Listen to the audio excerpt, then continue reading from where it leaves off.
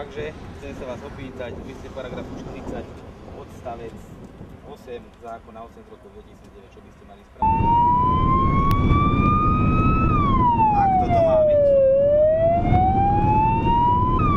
Ak toto má byť.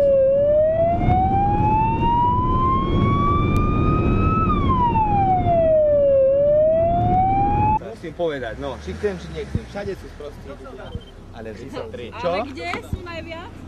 To, čo chce? Čo si chcel? Kde to chceš ísť robiť?